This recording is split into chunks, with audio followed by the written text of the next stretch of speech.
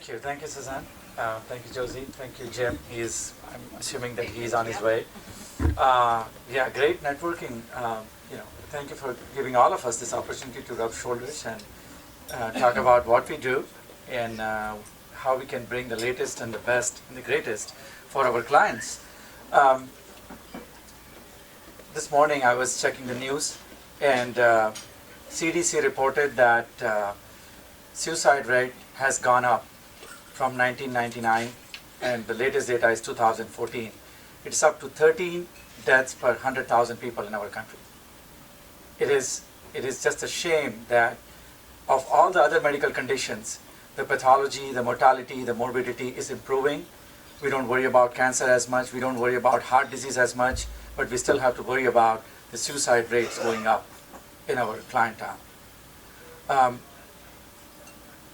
What I want to talk about today briefly is major depressive disorder, as how the new technology has been focused on certain conditions that we know has been affecting our clients.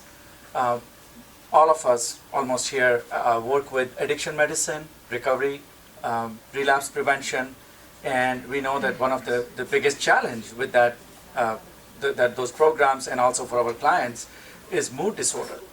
Between 30 to 60% have some sort of comorbid mood disorder. And what happens most of the time is that when we get our clients into the program, they are motivated, they need convincing from their families and us and their faith counselors and whatnot. And they try their best, they get better, they maintain sobriety for a month, 2 months, go to all the programs, IOP, come home after 3 months, and they relapse within the next 2 to 3 weeks. Just saw a woman 2 days ago in my office. She had been to 3 different programs in less than 8 months. She's in her 3rd program. And it's not like she's not trying, but she comes and tells me that, Doc, every time I go home and now I'm back in my same environment and I start getting depressed and I don't know what else to do. I try to fight it out. Everybody says that just work hard, and I do my best for 2 weeks, 3 weeks, and then I just give in to self-medication because I'm treating my own depression. And I don't think we expect anyone with cancer to come to us and tell us that I'm treating my own cancer, or I'm treating my own diabetes, or I'm treating my own health condition, I'm treating my own hypertension. Why do our patients have to find solutions on their own? Why can't we use the technology and the therapies, the medications, the networking to get the highest level of treatment that they should be getting? What I'm going to talk about major depressive disorder, how it is prevalent in our country, in our society, with our patient clientele group. What are the new advances in the diagnostics, the treatments, the medication treatments, and then finally, what are the new advances in the neuromodulation? There has been a lot of research and conversation about how do we target the brain directly. When we use medications, we are trying to get the medications go through the gut and the intestine and the liver and heart, and finally a small portion of it actually reaches brain. And on top of it, it causes many side effects. So how do we avoid that and reach directly from point A to C without having to go through point B, and avoid the side effects, improve compliance, and patients actually how can we make our clients better? Symptoms of depression. I know many of you in the back probably will have a hard time seeing it, but just listen to me, I guess. In that case, I'll try to make it kind of a slow process just so that I'm not rushing through it. But depression, there are no 2 patients or clients of depression who are alike. Every single person comes with a different cluster of symptoms. Now, for DSM-5 and other diagnostic reasons, we have symptoms that are listed for depression: sadness, changes in sleep, changes in appetite, changes in energy level, difficulty functioning, losing interest in things that they would do. People who would love to go to the Coachella festival, they probably don't care about it anymore. In fact, they might not like the traffic and the crowds that they used to enjoy before. And everything that comes along the way. And of course, what we worry about most is those who end up getting into the suicidal domain, or start having suicidal thoughts, or start thinking about suicidality. Another thing that we have in our field is that we serve the squeaking wheels. So until someone says that they are suicidal, even their medical doctors do not pay attention to it. Well, if you're depressed, well, what's going on? Well, maybe I'm going through separation, or maybe my son or daughter are leaving, or they are going for a job far away, or my son or daughter are going into the military, or and oh yeah, I'll be fine, you'll get used to it. Well, no, I have suffered from depression for the last 5 years. I'll find something else to be depressed about. It's not the situation. It may be contributing to my depression, but it's not causing my depression. It is actually a medical condition. And federal government, the CMS, has sent out advisory that there has to be special screenings for all young patients or young clients, especially postpartum clients, to make sure that they are not going through depression. Any patient that comes to the hospital in the ER, they have to go through a depression screening. These are all CMS mandated requirements. And interestingly, it's the government has to tell our providers how to screen for depression, because we as providers, and especially our non-mental health providers, have not taken up that task of screening people for depression. What is the prevalence of depression? It's about 6.7%. 15 million people in our country at any given time has clinical depression, that is major depressive disorder by DSM-5. When I say clinical depression, these are the folks who actually need to have treatment for depression. This is not a situational depression that I lost my grandma or grandpa and I'm feeling sad or I'm grieving. This is something where they fit the diagnosis and they need treatment. The risk is higher in women than men, and there are certain ethnic backgrounds, Alaskan natives, some Native American communities have much higher incidences of depression. Just last week, again, I'm a CNN follower, but also look at other media outlets. Last week, I saw the news that a small community, Native community in Canada, near Hudson Bay, population of 1,500 declared emergency of suicide. They had 11 suicide attempts of a community of 1,500 people in one day, ages from 11 to 71. It's just things are just going on. We are trying to move on, but we need to pay attention to this, and we are paying it. But we need to have our colleagues from non-mental health field having to pay attention to it. And there are, one of the other factor that is being looked at is what level of disability it is causing. In fact, neuropsychiatric disorders, which includes all neurological and psychiatric conditions, are number one reason of disability in Western world. And it is believed that in next maybe 5 years, depression would be number one single cause of disability. And which says something good if you want to look at the positive side of it, that it will bring attention to depression, and then there will be more focus for depression in the treatment. But it also shows that we have done a great job with cancer and heart conditions and diabetic conditions and endocrine conditions, so they are not high up in terms of disability anymore. Again, that similar data presented graphically, as you see that the higher incidence or higher prevalence in women versus men. The general prevalence is 6.7%, much higher incidences with Alaskan natives, Native American populations, white more than Hispanic. As we know that there are more cultural support system or faith-based support system in Hispanic clientele.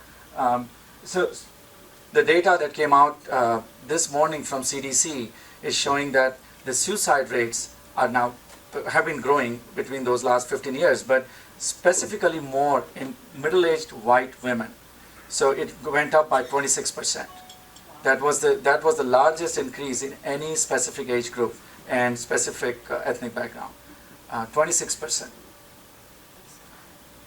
Good news, it has gone down in the black male population by 8%. So there's something that we are doing right somewhere, or something is happening in society. Maybe we can't take all the credit to ourselves. But so what is new in the diagnostic of depression?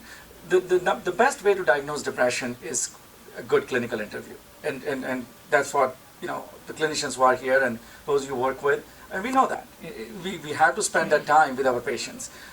When patients go to primary care offices, they get 8 minutes of office appointment, if I'm going on for my backache or neck pain or ear infection, I get 5 minutes with the doctor, 3 minutes with the nurse. That is exactly my exposure time is. I'm not going to be diagnosed for depression unless I'm sitting there, I'm crying, I'm tearful, or I'm telling them that I'm suicidal if I walk out of here. So I have to be the squeaky wheel to get that care.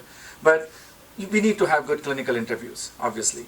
But in terms of more objective diagnostics, there is a blood test available now, one and only blood test which has been cleared, FDA cleared for testing. It was developed in Southern California. Actually, their headquarters are in San Diego, one of the biotech companies. So if I'm the patient who is getting that test, I'll get my blood sample taken. It'll be sent out to a lab in North Carolina, and they look at several neurotransmitters which are present in our blood, including BDNF, and that term you'll be hearing more often, brain-derived neurotrophic factor, BDNF. It is shown that exercise increases the level of BDNF, and if there are low BDNF, then that is more correlated with depression. So if someone checks my BDNF and says I have low levels of those, exercise would be a good way for me to work on my depression. So anyway, the way it works is there are 9 factors, and they have their own algorithm, and they give out the score from 1 to 9. So the higher the score, I'm more likely to have biological depression, meaning I'm more likely to have the classic diagnosis of major depressive disorder, and I'm more likely to be responsive to the FDA-approved treatments for depression. Lower the score, that means that I don't have the DSM-4 based major depressive disorder. It could be likely from situational depression, and sometimes it may be more a personality or characterological intervention may be needed, where therapy would be more effective and maybe medications can be held off for a little longer. Another new, well, you can barely see it from there except probably for the title. Another new intervention has been genetic testing. Now, genetic testing has been in works for at least over more than 10 years, and I had an opportunity to work at Mayo Clinic doing some research in their genetic lab. Dr. Marazik was the chief of psychiatry at the time there. But essentially what it looks at, 2 things. One is the pharmacodynamic side, telling us what the medication can do to my body, and then pharmacokinetic, meaning what the body can do to my medication. In simple words, I want to know if I'm being prescribed Prozac or Paxil or Lexapro or Cymbalta, what is that medication going to do in my brain, in the receptors. So genetic testing looks at various receptors and see what is my expression. It's a one-time test, meaning my genes are not going to change. I'm born with them. If I did the genetic testing when I was 6 months old, we know all the genes, but we don't know what they do. It's like genes are like blueprints of a building. Someone gives you the blueprint, but we don't know what it does in the building until the building is structured. So once we have the genetic testing available, then we can go back to the patients and say, look, these medications are not going to be effective to you. Out of these 30 different antidepressants, these 5 are more likely to work for you. Which ones have you tried out of these? If they haven't tried any, then we have at least 5 options. They have tried all. Then we know that their depression is severe enough that the medications are not enough to control it. It also tells us something more specifically, because of the color of the slide you can't see, but if I have an enzyme called COMT gene, the way I express is that if I express it in a way that I'm breaking up a lot of dopamine in my brain, then medication is not going to work for me. Then TMS, or transcranial magnetic stimulation, is the way to go, or any kind of neuromodulation is the way to go. So yeah, I'm a little slow in switching slides because I'm a right-handed person. I'm using my left hand to do this. So the traditional treatment of, the classic treatment of depression, therapy, therapy, therapy. Number 3, 1 to 3 is therapy. Then you go with medications, SSRI, SNRI. You're looking at Prozac, Paxil, Zoloft, Cymbalta, Prestige, whatnot. And then neuromodulation. This is the term which has become very popular in last decade or this decade, because we know that we can directly get to the brain. It's like taking a tollway to go to the brain and avoiding all the traffic going through the body. So all the research from different parts of the world has shown that the part of the brain which is responsible for our mood regulation, cognitive regulation, executive functioning, focusing, attention is left prefrontal cortex.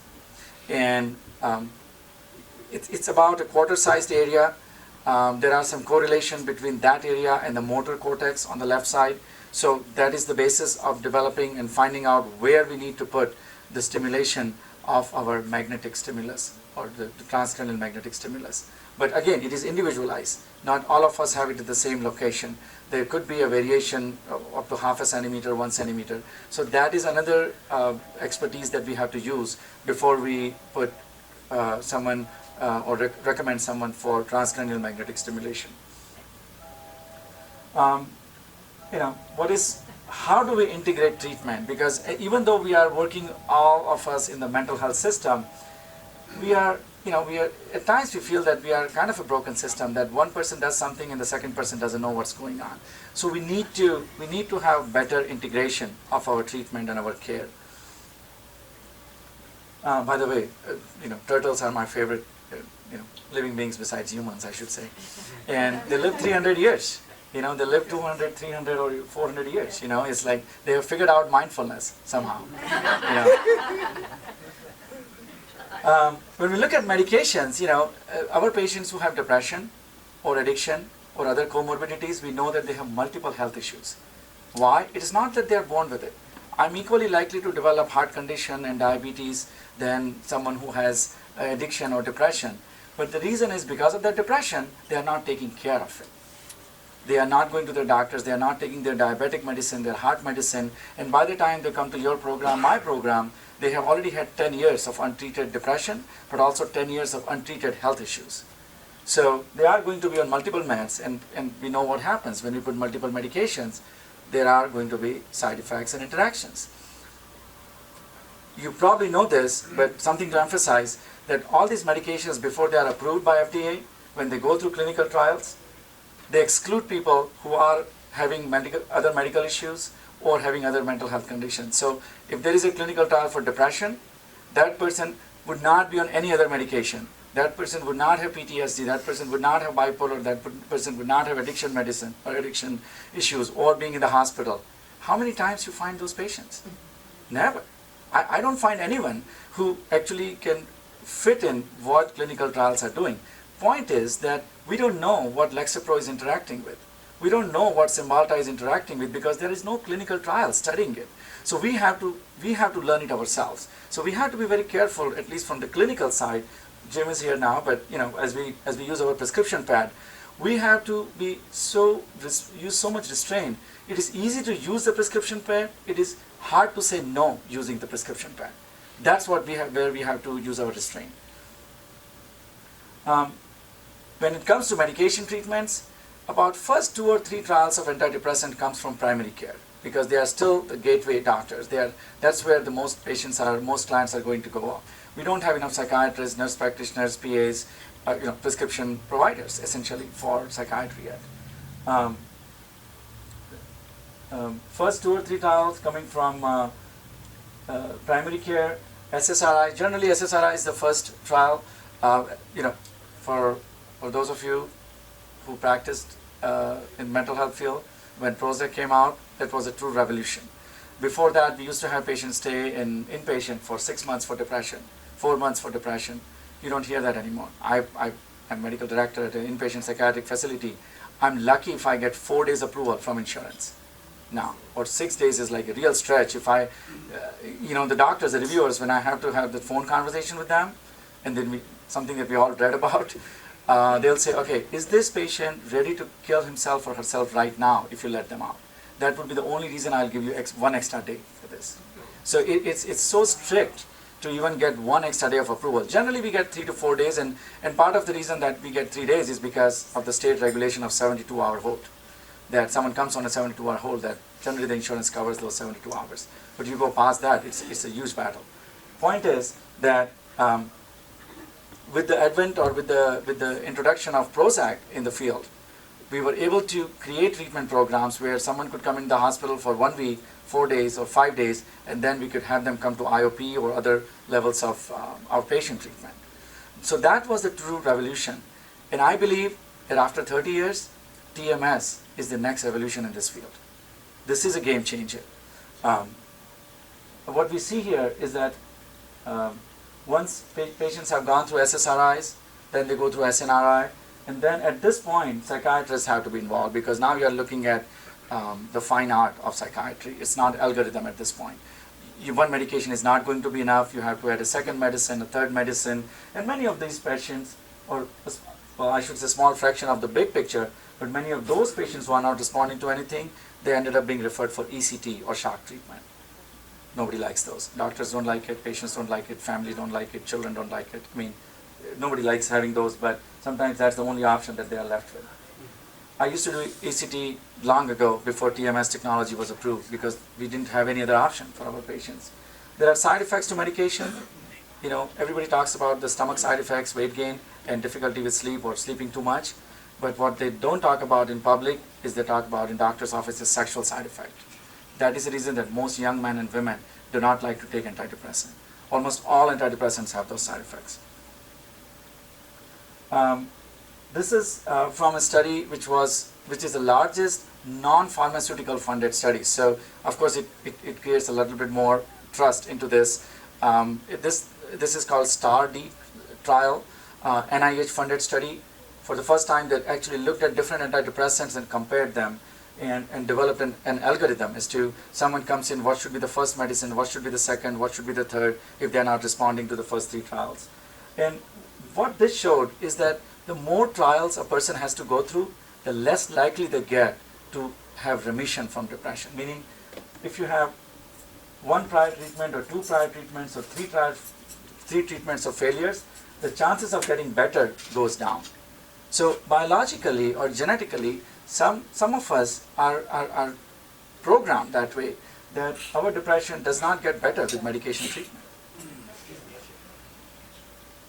The same data, when looked otherwise, what happens if someone has to go to 1, 2, or 3 trials of treatment with medication? Well, my chances of side effects go up. If I had 1 trial versus 2 trials versus 3 trials, now I'm 42% likely to discontinue the treatment because of side effects. Keep in mind, in this study, they didn't have the genetic testing option available. I think this data can be changed if these patients underwent genetic testing to see what medications they are not good candidates for. That would have ruled out many of those side effect issues that comes with it. And again, there are all these side effects from weight gain, constipation, diarrhea, GI symptoms, sleep problems, headaches, sexual side effects, and whatnot. So when we talk to our clients, the first word that comes out from them is medications don't work for me, antidepressants don't work. There is a debate about it, of course. It depends on who is the writer of these articles and which media outlet you are looking at. There is definitely a debate whether it works or not. Most antidepressants work between 25 to 35% of the time. You would not hear that data or that number for an antihypertensive or any other medical medicines. Meaning, if there was a medication which said it only works less than half the time, FDA would probably not approve it unless it is for antidepressant. So why are we so interested in learning about major depression when you and I and most of us here are working in the field of addiction? It's because it is a comorbidity. Depression co-occurs with substance use almost 30% of the time. There is a very high comorbidity with bipolar, another high comorbidity with anxiety. So we need to pay attention to these conditions, because if we don't treat this, then we are putting Band-Aid to their symptoms. And once the Band-Aid comes out, meaning once they finish their residential treatment, once they finish their IOP, their symptoms will come back again. It will flare up. So we need to see through the fog. We need to poke a little deep and find out what is the reason this person is having relapses one after other. And one of the other things that we have found that when they are not treated right, then they end up having self-medication and the relapse coming back to the program. In our TMS program, so far we have been working out of purely an outpatient basis, where our patients drive in, during their lunch break or any time of the day during their breaks if they are working, or we try to work around their schedule as much as possible. No restriction with diet or no fasting, no problem driving, no problem sleeping or whatnot. And we have less than 2% attrition rate. So TMS requires 30 sessions, 5 days a week, 6 weeks of sessions. So it's pretty intensive that way. However, we have less than 2% of the patients who do not complete their treatment. When we started this program more than 3 years ago, this was our biggest concern, is how are we going to have patients come to see us 30 times in 6 weeks? It has not been a problem, because the patients are getting better within first week and the second week, and they are seeing such a huge response that they don't want to miss out on it. In fact, if they have some conflict going on at their work or family, they call us like, day before and say, hey, I cannot come at 8 o'clock tomorrow, but I don't want to miss my appointment or miss my treatment. Can you fit me in at 7 in the morning or 6 in the evening or something like that? So those who are in IOPs or who are in some kind of residential programs, their providers are giving us report that they are participating in the groups better, they are more focused, they are more self-motivated, and they are taking ownership of being in the program. They are not there at that point because their family wanted them, or they are court ordered or whatnot, but they are there because they are doing it for themselves. So it is not only going to improve the depression for them, but it's also going to improve their participation in the treatment programs. Talking about suicide, this data is obviously old by now because we have the new numbers from CDC this morning, and it shows our suicide rates 13 per 100,000 population, and these are successful. These are completed suicide. There is no success in that. I'm sorry, I shouldn't use that word. These are completed suicide. There are 25 attempts before one suicide completes. Just think about the pathology of this condition. Just think about the burden, economic, emotional, family, social burden that this condition creates for our clients and their families. So how do we treat depression? How do we prevent? We know that for most health conditions, most chronic conditions, we use the word prevention a lot. Just like any other condition. If I had diabetes, and by the way, diabetes and heart conditions run in my family, so I had to kind of start thinking about it much earlier than many other people. I hope there is no insurance agent here who is listening to me or recording me. Point is that it's just like any other health condition. You have to have a healthy diet, and I see more people are ordering salads than other things. Regular exercise, physical activity. At least here we live in part of the country which we can work out. We can be outdoor almost every day of the week. Maybe in the evenings or early mornings when summer hits here, but we still can keep time for fun and relaxation. We need to have these lunches, socialize, meet with people that you care for or you share some ideas with. Regular sleep hygiene is huge. I'm sure that you come across your clients that they'll say, I stay up until 4 and then I don't get up until noon.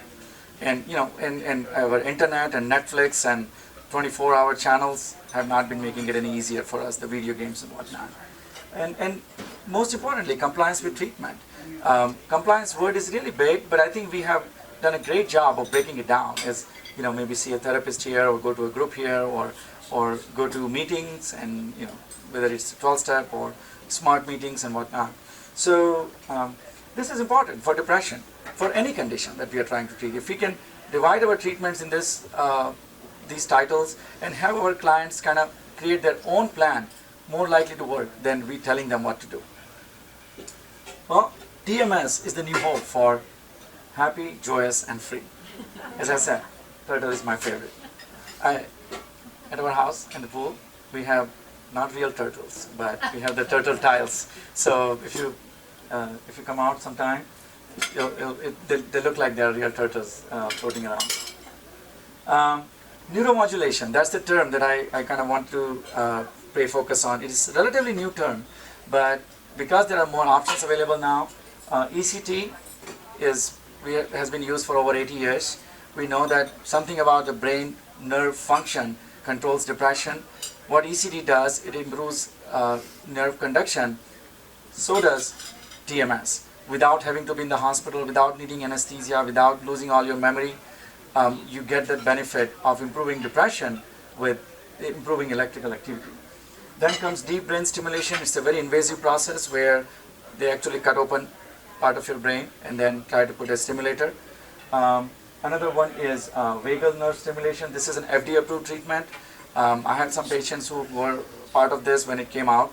They use a pacemaker-like device and they put it in the neck. They cut open the skin and put it inside. They take the electrodes and connect it to the vagus nerve. And the idea is that when you stimulate vagus nerve, then it helps in controlling depression.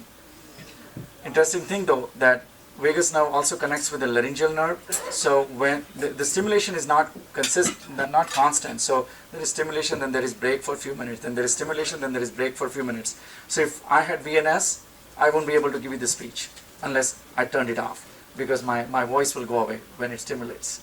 So anyway, but I mean, these are all invasive procedures. The point I'm trying to make is, I wouldn't want to have something put into my neck for the rest of my life. And it only works while I'm keeping it on. If I turn it off, the effect goes away. So the focus today, going forward, I'm going to have on deep transcranial magnetic stimulation. We'll talk about what is the difference between surface TMS and deep TMS.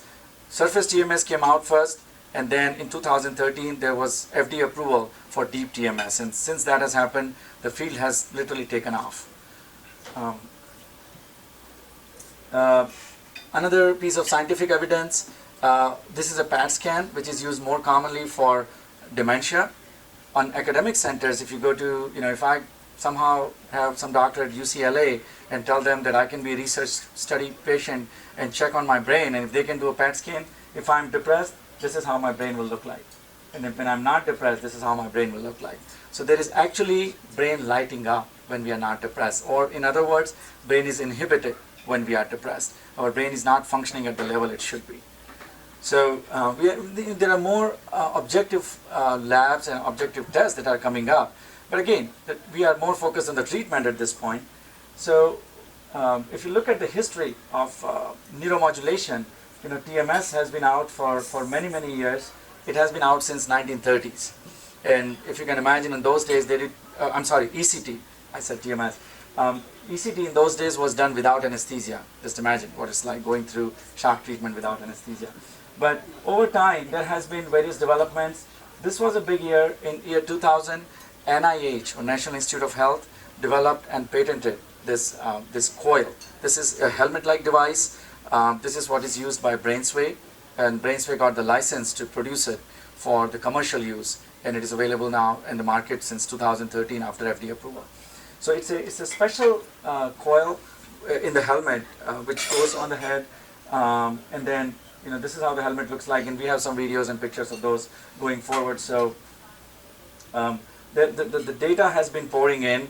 It has been used. It was already approved in Europe and Canada and other parts of the world before FDA approved it. Our FDA is more restrictive. It needs more definite data for the safety of the device before it is approved. But it is now FDA approved for depression, and again, more and more centers are opening up as we speak. So I have a brief video. We'll see if the audio comes out or not, but I'll do something for that. BrainsWay Deep TMS, a new era in brain disorder treatment. Major depressive disorder is one of the most common brain disorders in the United States, affecting over 6% of U.S. adults annually. The physical source of depression lies in the limbic system, deep within the human brain. Abnormality in the electrical functionality of the limbic system leads to major depressive disorder and other brain disorders. Depression has traditionally been treated with various antidepressants, or ECT, which were designed to regulate the brain's electrical activity. However, those treatments fail to provide an adequate solution, causing side effects or involving substantial risks and adverse effects. Therefore, many depression patients have been trapped in their condition with no adequate solution. BrainsWay Deep Transcranial Magnetic Stimulation, or Deep TMS, launches a new era in the treatment of depression with an effective, safe treatment. Our technology is based on patents filed by the U.S. National Institutes of Health and by the company. BrainsWay Deep TMS treatment utilizes a cushioned helmet, which is fitted to the head of each patient. Within the helmet is BrainsWay's H-coil, featuring a unique patented design. The unique structure of the H-coil performs magnetic stimulation of deeper brain tissues, generating a powerful impact on the mood regulation system. The treatment rebalances abnormal brain structures and causes substantial improvement in depressive symptoms. BrainsWay's treatment features high efficacy, which has been proven in various double-blind studies. The treatment is effective for a wide range of patients, including persistent cases of depression. BrainsWay Deep TMS has been cleared by the FDA for treating drug-resistant depression patients who did not benefit from the use of one or more types of antidepressants. The treatment has been shown to be safe and well tolerated. BrainsWay Deep TMS sessions are approximately 20 minutes long. They require brief daily sessions over 4 to 5 weeks and are available in outpatient facilities and private clinics. BrainsWay Deep TMS, stimulating hope.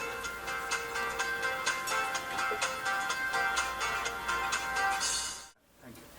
Yeah, so I think that was a very good audio visual, just to kind of see what the big picture is about this TMS. But I think the biggest thing that the take home on that, as I look at more data on this, is that this is FDA approved, non-invasive outpatient treatment, because these are the three words that you don't get in one sentence otherwise.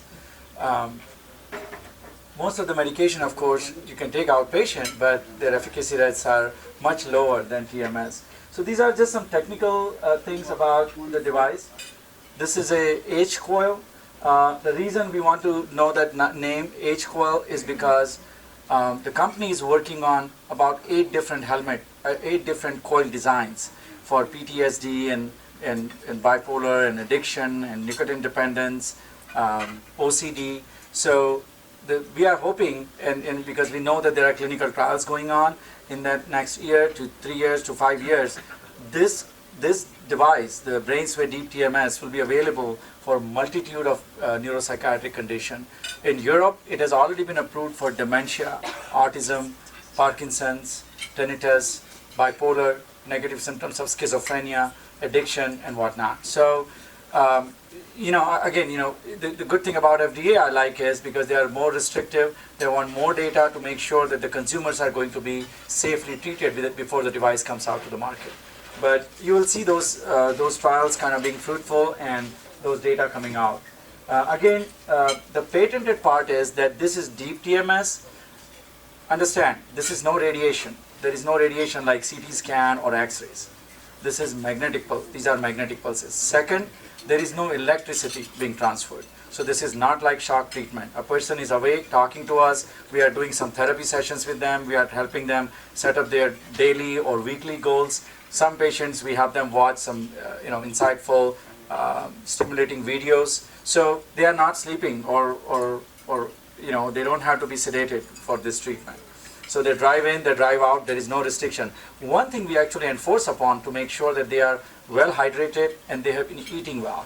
If someone comes to us and say, oh, we just ran during my lunch break, but I didn't have anything for 4 hours since my breakfast, we'll have them take some break, give them an oatmeal bar, give them some water, because one thing we know that TMS actually improves blood circulation in the brain. So we don't want someone to be dehydrated. Especially now that the weather is turning warm, we make sure that someone comes in, they get about 5 to 10 minutes of settling time, give them a bottle of water, get them feel comfortable. We check their blood pressure every time. Not that TMS changes their blood pressure, but we want to make sure that they are also being healthy for their other medical condition. I can think of at least 5 patients in our clinic who did not know they had high blood pressure. So once we found out, we contacted their doctor, we had them go see them, we got them started on their medication, and 6 weeks later, not only their depression is better, but now their health is better. Because we follow up on all those things. We check on their medications every day. One thing we ask and check on them that they are not using any substances when we are doing the treatment. So if someone comes and says, oh, I had, very rarely that happens because we make that a condition up front. But if someone came and told us that, oh, I had 3 drinks last night, we'll say, sorry, we can't do the session. We'll do our counseling today. We'll have you go back today. And then tomorrow we can meet again, or day after tomorrow we can meet again. So it gives us that point of contact which is initiated by patients. So they don't feel that they have to be there, but because they want to be there. Looking at the deep TMS part of it, the reason that we feel more excited about deep TMS technology versus superficial TMS is because we know that the centers in the brain which control addiction, such as VTA, ventral tegmental area, or nucleus accumbens, which we know are involved with the addictions and they control the dopamine pathway, they are deeper in the brain. They are not superficial, they are not sitting on the cortex. So it's great to stimulate the cortex, which controls depression and mood, but then we also need to focus on the deep structures to prevent the cycle of relapse. This is how it typically looks like. As you can see that almost everyone who comes to us has a bad hair day after they finish the treatment. We have a Velcroed cap that they have to wear because we have some measurements on it. We have to measure it. It's a very scientifically very precise technique that we want to have the helmet put in a certain angle so that the coil is focusing the magnetic stimulus and at the right location of left prefrontal cortex. The other thing that has to be customized for every patient is we need to find out what is the right threshold for each patient. So this is no one size or one dose fit all. Every patient, even if you had two twins coming in, same age, same gender, same body structure, they will have different threshold. One may need 40% of the threshold, other may need 60% of the threshold. It's like different dosage. Again, we don't get to do that with medication because we don't know how to adjust the dose. But here we get to do it in terms of the monitoring. We look at their motor cortex, we look at their motor response, and that determines what threshold they should be getting. So again, in the video they talked about 4 to 5 weeks. There is response definitely in 4 weeks. Most people feel the depression getting better in 4 weeks.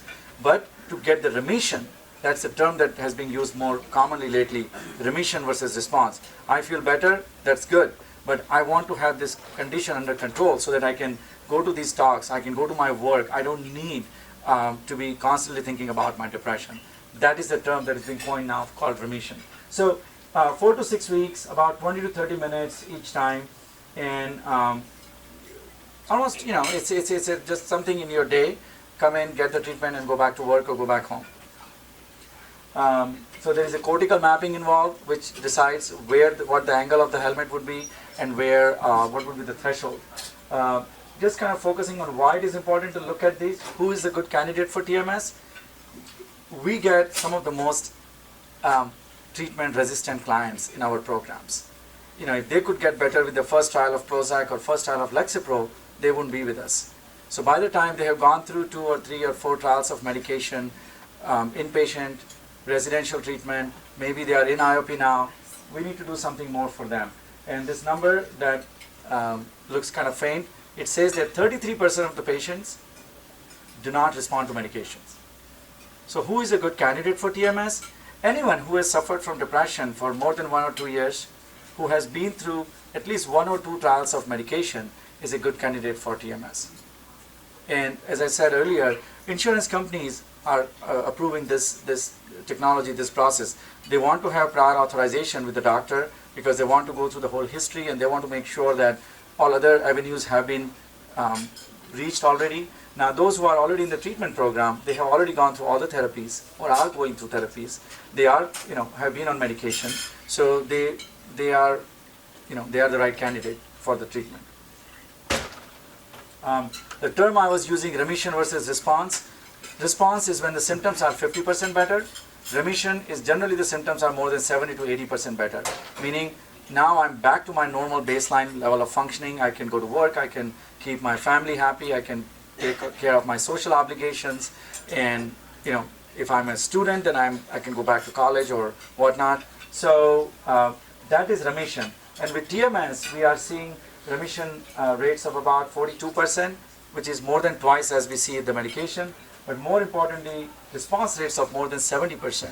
Again, most medications have remission rates under 35% or in that range. So this is more than twice as likely to be efficacious. The study that was used by FDA to approve this is to compare the effect of TMS in patients, as I was telling earlier, in a clinical trial where they were not taking any medicine and they had to have double-blinded placebo control, meaning a set of patients got fake treatment and a set of patients got real treatment. When it is medication, and I have been part of various clinical trials, when it's medication, it's really easy. You give someone sugar pills for placebo, patients will know by looking at it whether it's real or not. Only their effect will tell you. How do you do that with when you're doing TMS? You still have to put the helmet, so their coils were different. So a person who is going through placebo, or in this case called sham treatment, they would still get to sit through the treatment. They will get the helmet placed on their head. Everything will feel the same way, except that they are not getting the magnetic pulses. This uses the technology of MRI. Many of you might have seen MRI or gone through MRI. It makes the noise like MRI. It makes that ticking noise. If I'm getting the treatment, it will feel like something is pecking on my head, but there is no physical device touching me inside. It is just the magnetic pulses make it feels like it is pecking on my my forehead or my scalp. Again, the response rate, this is for people who are not on any medication. They had to be weaned off of medication because FDA wanted to see whether it works when someone is not taking medicine or not. And so again, it was twice as good as the placebo for the response and the remission. Another data to compare is what happens between 20 sessions and 30 sessions. As you see, that 30 sessions definitely had much better response rate and remission rate. The thing to keep in mind is the effect of these treatment continues for up to 8, 12, 15 months. So it's not that they are better for 6 weeks or 12 weeks. They feel their depression under control for a year or longer. Again, the data has not gone beyond a year yet because there is no formal collection of data. This is by no means a cure for depression. There is no cure for depression. When my patients ask me, just like there is no cure for high blood pressure and heart disease and diabetes, you manage it right and you extend your lifespan. You can't cure depression. But if you can control your depression and have you live your normal lifestyle for next year or year and a half or 2 years without having other interventions, then absolutely, that should be the choice. If this keeps them from going into relapses. We have had many patients who have used it in a way to come off of medication, such as women going through pregnancy. We had at least 3 women who were going through IVF. They did not want to take their antidepressant during that time. This worked fantastic. Postpartum, when they are nursing and they don't want medication, because every medication goes into breast milk. Every medication. There is no medication that you can exclude if you're nursing. So if some women have come to us and said, my medication works for me, but I don't want to take it while I'm nursing. I took it during pregnancy because, I didn't want to go off of it because my depression gets really bad if I'm not taking my medicine, but I don't want to take it during nursing. And they have really benefited from this. How does it compare with superficial TMS? There is definitely an advantage with the superficial TMS, even with patients who got surface TMS, did not get better, and then they came for deep TMS and they got better. So we started out with surface TMS with NeuroStar because that was approved 8 years ago now, and that was the only device which was available for 6 years or for 5 years. And once deep TMS came out, then we switched our machines to deep TMS from the superficial TMS. We have 4 centers, and we will have 2 more centers starting next month. So we'll have 6 centers offering TMS, all with deep TMS now. And we have used superficial TMS, but we found the efficacy of deep TMS so superlative that there is no reason to go with the deep superficial TMS. Also, they are doing more research for the other conditions. One of the studies they are doing is with PTSD. And again, we run across PTSD and addiction so frequently that I think I'll bring up a little bit about it. But what they do is, when the patient is coming in for the trial, they actually make them look at a video clip with the audio, which instigates or which triggers their PTSD episode for 5 minutes and longer, and then they start the treatment. So they actually want to see if this treatment works when someone is having those episodes, not just the diagnosis of PTSD, but actually those episodes. So it's a very unique design because I have not come across any medication trials like that before. And in fact, there is no formal FDA treatment for PTSD with medications. All the things that we use are off-label, whether we use Seroquel or we use Lexapro, and we use it. We use it in VA, we use it in our veteran population for PTSD. By the way, Navy is using TMS technology for their vets. So it's just that right now, I think everyone here and us including, we are getting to talk about this exciting thing. If we didn't talk about it now, you will hear about it in next year because it will be all the front pages of everything. It's already coming out in the media, but right now it is more in the academic centers. You go to UCLA, you go to Harvard, you go to Mayo, everybody's using TMS. Another comparison between deep and superficial or surface TMS, there is more penetration, more activity with deep TMS compared to the surface TMS. If you look at the yellow areas, which are the deep TMS areas, so more areas of the brain which are activated by deep TMS than superficial TMS. So there is definitely an added value. One of my patients, he loves cars, and he said, Doc, explain to me, because at that time we had both machines. And I said, well, which one would you like to start with? And he said, you tell me. I said, no, I want you to be part of this decision making, but help me understand. You tell me all this deep and superficial and how it goes 2.5 times deeper or 2 times deeper. That I'm not a medical person or a scientist. It doesn't make sense to me. I said, look, think about it this way. If you had a Ferrari and a Toyota, what would you like to drive? Answer is clear. So that's how deep TMS is. They both will drive, they both will take you from point A to B, but which one works better and has more efficacy rates? Again, when you look at deeper targets, these were the areas that I was talking about, where the addiction centers are located. So the hope is that as we stimulate the frontal cortex, but we also penetrate deeper, we activate those pathways to prevent the relapses that happens. It is in most media outlets now. Another video that I like to just introduce this. We are almost at the end, and I see most of you have been finishing your lunch. We'll open some time for questions. This is about patient experience. I have motivation to do things, and things that hobbies of mine that I haven't done forever. It has seriously changed everything. I would see like these videos and everything like that, and it would say, it's changed my life, and I was like, no, whatever. No, literally, I'm saying it now, so it's kind of crazy that I'm reiterating what everyone else is saying. It took me until the 3rd week to really understand and accept that the depression was lifting. And that was the most transformative thing that's happened to me in my life. People have recognized changes in me through the deep TMS treatment, especially my wife. She's happy with what's going on. I enjoyed life for a change. The sunshine, my wife's smile, I could relate to different things. I would recommend deep TMS treatment to anybody suffering depression because I think it gives your life back. I had really experienced something dramatic. It changed my whole life. I'm hoping that people will see me and know there's an answer. There's a solution. What medication and therapy couldn't do for me alone, deep TMS did. Many of them are already approved in Europe. Various academic centers have been using it, whether it's UCSD, UCLA. We are a few blocks from UCSD, and we collaborate on a lot of things. We get a lot of clients from UCSD who come to us in La Jolla to get this treatment. But again, as I said, we have several other locations. One of the things we try to do is to keep it as convenient for our clients as possible, because they have to come multiple times. So we don't want to be 100 miles away, because that would prohibit them from accepting this treatment.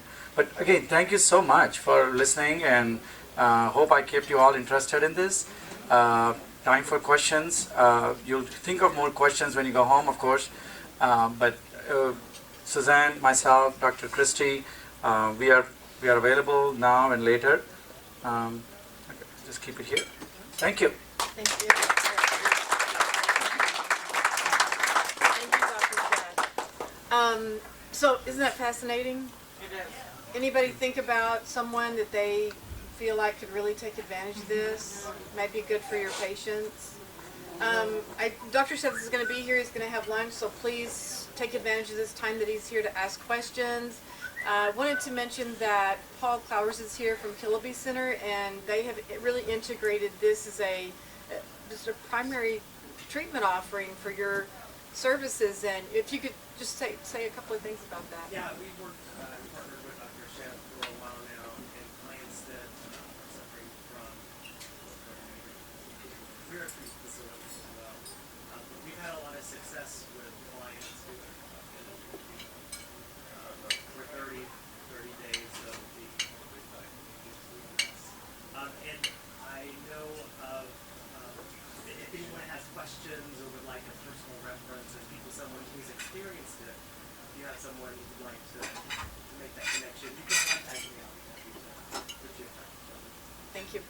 Thank you, Paul. Also, just want to mention first, real quick, I have patient referral forms here at the front. So if you would like to make a patient referral, we'll have these forms for you. Additionally, Dr. Sheth is available here in the desert on Tuesdays. If you would like to come by and see the system as a consideration for your patients, please do that. Contact me and I'll schedule that, and he'll make time to spend a few minutes with you and go through the system itself. So thank you very much for your time, and thank you, Dr. Sheth. Anybody have any questions? I hear a couple of hands I raised. do. Hi, I'm Amy. Thank you. That was very, very informative. I really like that. What about personality disorders? Is there any studies or anything that shows any improvement with like borderline personality, those different personality disorders? Is this something that would be like now or in the future for that, or is that just? So the question is there any data about borderline or other personality disorders and TMS? Are the studies going on, or if there is any publications yet? So as you will come across, that most of the studies with medical interventions in personality disorders come from co-occurring conditions. So of course there is no medication intervention for borderline or any other personality or any neuromodulation. I mean, we cannot recommend someone to get ECT for borderline personality either.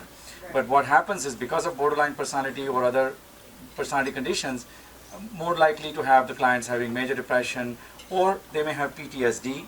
Many of our borderline clients have, childhood trauma or young adult trauma that presents with PTSD. So the focus is on the co-occurring conditions. So if we can improve the depression, or if we can improve PTSD symptoms in those patients, then we improve their characterological pathology. That's what we are seeing. Like in inpatient setting, we'll see many patients coming in frequently with self-harm behaviors and self-harm thoughts. And we know that there is a very strong, now we don't call it axis 2 because there are no axes with DSM-5, but we know that there is a very strong borderline personality correlation with that. But if we treat their depression right, then they are less likely to have some of those impulsive behaviors, or even more able to participate in groups and therapies if they are going for DBT and whatnot. That's what we are seeing, yes.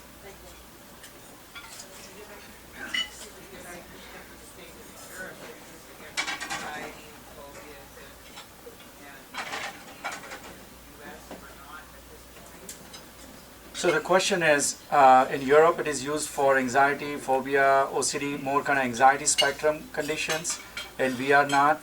So let me make some distinction. In US it is only approved right now for major depressive disorders, but there are protocols for anxiety. So for most of our patients, we offer them both protocols, the depression protocol and anxiety protocol. So the insurance will only cover it for depression, but we bring in an anxiety protocol if we see that they are also their scores are pretty high on the anxiety rating scales. And by the way, we run scales every week to see how well they are improving. So there is an objective analysis, and of course what the patients tell us or their families tell us.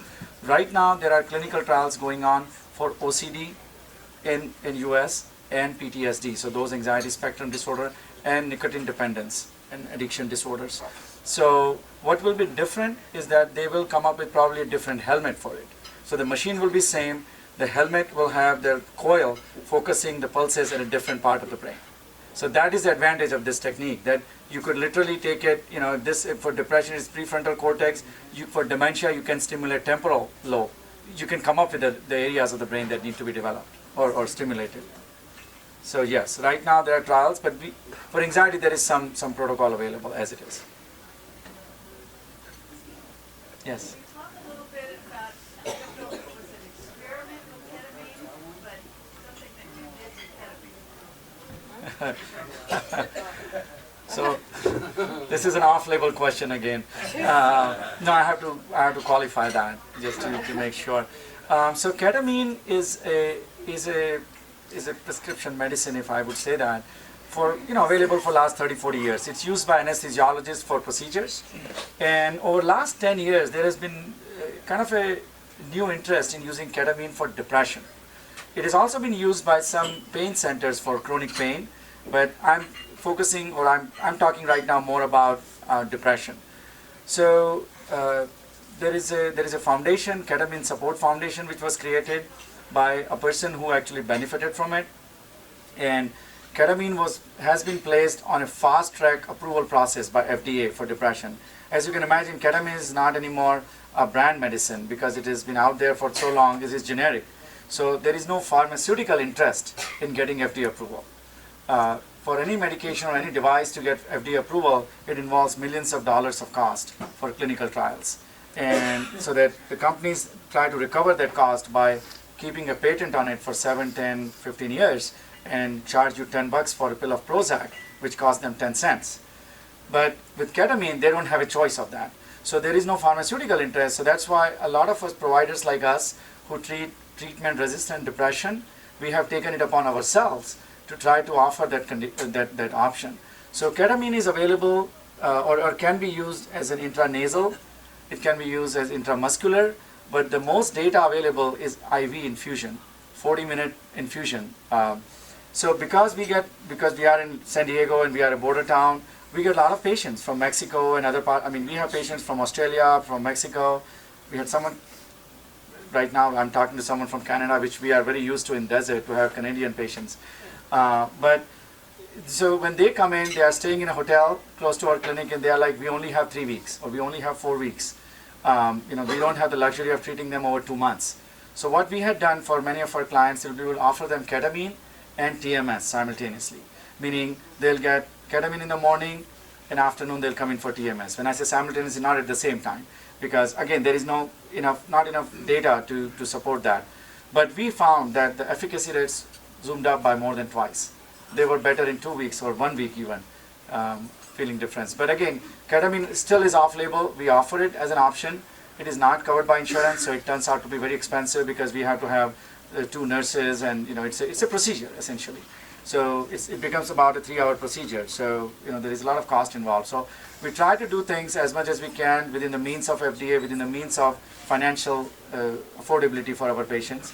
And that's why we think TMS would be a great option for most of the clients that we treat, because they have underlying mood disorders, and if we can offer this condition or this treatment for their condition, that can get them through.